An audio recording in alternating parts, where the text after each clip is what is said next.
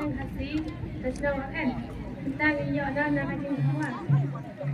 Lakapa dia mimpi kepada Seng, tapi dia kemudian.